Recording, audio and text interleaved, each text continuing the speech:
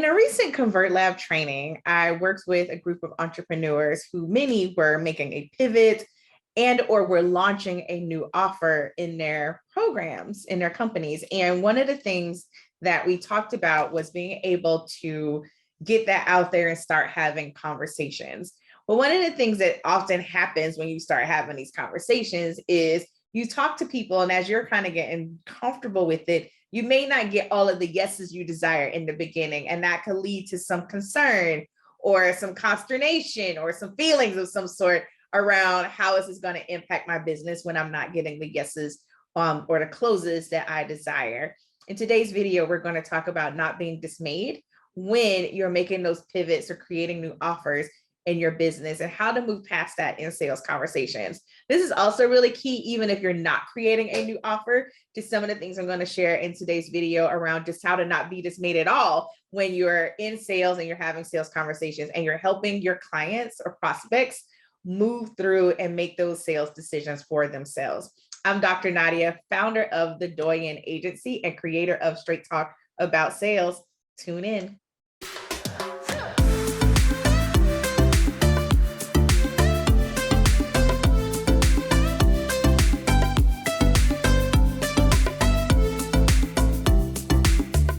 Now, you probably heard, in order to get a yes, you have to get a lot of no's. And you hear that a lot in sales. I know one of the things that I teach has been to set a goal to get 100 no's, preferably within 30-day window, and allow yourself to just have conversation after conversation. It's great for building up confidence and really allowing you the opportunity to test things out. And this is great when you're new in sales and you're just getting started, but it's also an excellent exercise when you're making a pivot or launching a new offer. Getting feedback from real live human beings in real time is priceless. And sometimes we don't look at it that way when we're having our sales conversations, but it's really important that we not allow ourselves to be dismayed when we are not getting the yeses that we want. So not allow ourselves to be concerned or overly stressed about it, or just really anxious and having a lot of anxiety around having these conversations. And so today I really wanted to talk to you about just how do you manage your emotions, particularly when it comes to having actual sales conversations. Now, I get there are many different ways that we can and often do sell in our businesses, but there are those times when a conversation, whether it's over Zoom, whether it's on the phone, or even in person, face to face, where you're having this conversation and you are extending an invitation for someone to work with you. And how do you deal with the emotions that may arise for you, particularly when they don't say yes? And how do you keep that from taking you out of the game? I remember when I first started in business, oh my goodness, I was terrible at this. But one of the things, it just took a lot. Like, it took a lot for me to have the conversation in the beginning. I would have the sales conversation. God help me. It was good if I actually asked for the sale. And that's another video for another day. And then if I didn't get a yes, I felt a lot of ways. like not just some kind of way. I felt a lot of different ways, and none of them were good. And it took a while for me to really develop that confidence to get back out there. And so that's why I understand the power, because once I figured that part out of just having those conversations, especially in the beginning, I now love it because I understand it is priceless. And as I mentioned in the intro, when we recently had a Convert Lab, in about, I would say half, if not almost everyone in there was offering a new offer. And it was like, okay, what happens now that I'm going to talk to people about this new thing in a new way and a new price point, right? We're always changing stuff up in the lab. I love it. And so today I want to talk about that, right? Like, what do we do? So the first thing is, I want you to remember that many, if not all, so we won't say all because there are always people, there are exceptions to the rule, but many of your prospects have experienced a negative sales experience or conversation before in the past. So you think about it, and it's probably part of the reason why when we're dealing with our own emotions around sales, have it, because we too have had negative experiences in the past. If you're offering any type of coaching, consulting type of work, I would say, dare say, particularly coaching, people have had bad experiences with coaches. That is not your fault, but it is something for you to be aware of. So whether you offer coaching or not, I want you to take a moment to remember and think about what are some of the experiences, both positive and negative, but for this example, I actually want you to focus on negative, where they may come and bring that particular baggage to the conversation. So they're coming to the conversation having had some sort of negative experience, and now they are sitting before you to talk to you about possibly working with your company and supporting them with an issue. It could be the same issue, it could be a different issue, but I want you to remember and recall and understand that they are bringing this experience with them to the table.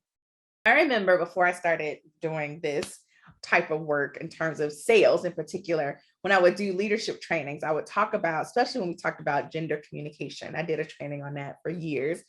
And I remember, I still have these, but I would talk about the glasses, the lens in which we all view the world. And a part of that view is based on past experience.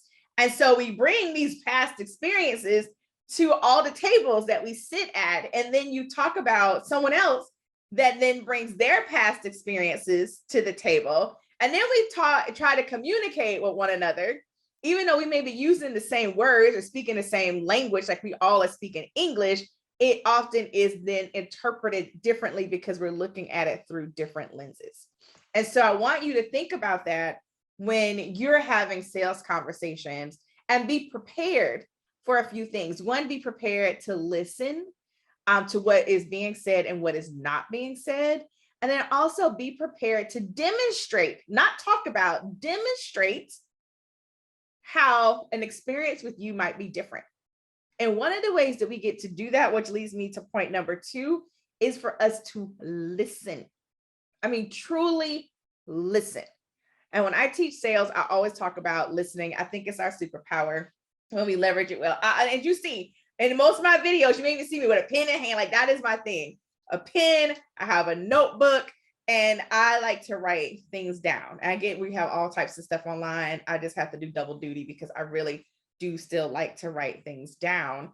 But it empowers me to listen, to be able to capture key phrases. Like I can't take notes like I was in college, right? But it allows me to capture certain things, to be able to repeat things back. Depending on how the conversation may go, I may even let them know if I pause or it takes me too long to respond, it's because I'm listening and I'm taking notes, especially if they can't see me. Like if they can see me, then obviously they know.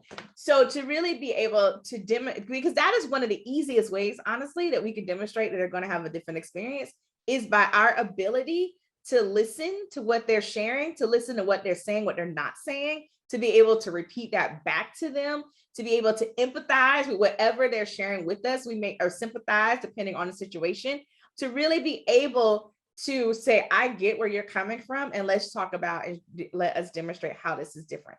And then here's the note that I want to say right here, because if we're not careful, it's really easy to get into a proving type of energy, right? I hear that sometimes, or Dr. Nadia, I feel like in order for me to have effective sales conversation, I have to convince people to work with me. That is not what we're doing. We're not proving anything. We are not convincing them of anything. We are just taking the time to demonstrate through us showing up as us, that we are not the same, right? Now, depending on how bad it was in their minds, then it may take some extra. So we're going to talk about in a second, but I think it's important that we start to really understand, because sometimes we go into conversations and we're like, oh, well, I'm excited and you're excited and let's just run to it. But I think that we need to take a moment to acknowledge that sometimes we are talking to what I call jaded Jasmines. Apologies to any Jasmines watching this, no shade, girl. But they're just jaded. They just had this thing, and I get it, been there, done that. And so, going into conversations, you're a little hesitant. You're looking for things. This is not your job to be overly concerned about those things. Your job is to, one, guide them to the decision, show up fully, and show up from a place of service. Got it? Okay. Number 3 is when they start to ask certain questions or they share certain things with you, I want you to then ask for permission to go a little bit deeper. And that may just look like simply, Nadia, thank you for sharing that. With your permission, do I have permission to just ask that do you mind expounding on that or sharing a little bit more about why you feel that way or what may be some of your concerns about working with our agency? And then just sit back. Again, coming from a place fully of service, you are not coming from a place of judgment or justification. This is not a chance, opportunity for you to get all up in your feelings and try to prove to them in this moment that they are different. It's not that. It's an opportunity to demonstrate the difference in terms of you showing up in integrity and then being able to exercise and demonstrate your ability to listen and listen well. That's it. All right. Because ultimately, when they say yes, they get the opportunity to experience and you get to show them a different experience. But that experience starts in the sales conversation, but it doesn't end in the sales conversation. It's just a start. And then number 4 is to be solution driven. And here's what I mean by that. When you're asking for permission, you're then looking for a solution. So you're thinking about how you can help address some of the concerns or questions that they may have. You often hear this is objection handling, right? So they have questions, they have concerns. Sometimes it's related to stuff that has absolutely nothing to do with you. Actually, most of the time, it has absolutely nothing to do with you. But now you're just asking questions to better understand. Is there an opportunity for me to explain better? Because you may already deal with that concern and for what that question they have. And for whatever reason, they just didn't pick that up in the conversation, right? It totally went over their head. And you're like, oh, don't worry about that. We do. And then you just fill in that blank and totally reassure them. And then ask, is there anything else, right? So it gives you the opportunity to be focused on solutions. Part of that solution, or one of those options, I should say, might be, you know what? Now might not be the right time for you to work with us. However, I do know of someone I think would be an excellent resource or person or team for you to work with to get those pieces in place. Once those pieces are in place, then you can come back to us possibly. Or if you already have some type of relationships, maybe you have an offer that includes that and you can just loop that person in because you have this solid network of people. So it really just depends. But what I don't want you to do is allow yourself to buy into the conversation that sometimes comes up around the concerns around, this isn't a good offer, it's priced incorrectly, or any of that. Like, there are opportunities to definitely go back and audit that. But I definitely think, to just keep our heads about us and not allow our emotions to take us out. And if you're like, Dr. Nadia, girl, we need to do all of this. Like, I need to look at some things and figure some things out. I got you.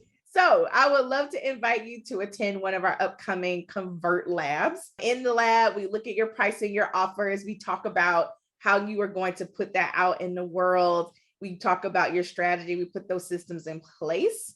And so we would love the opportunity to work with you in that way. One of the things I love about the lab is that it's a small, intimate group. So you not only get the support of myself and my team, but you also get the synergy and the camaraderie of the other attendees, but it's capped at 4. So it's not like 50, it's 4 people. And you get to work together during those times. It is a lab. So this is not me whipping out my slides and teaching for 3 days. No, this is a lab. We roll up our sleeves, we get to work. You do all the pre-training and all that stuff before you get to the lab. So anywho, click the link below for more information. We would love the opportunity to serve you.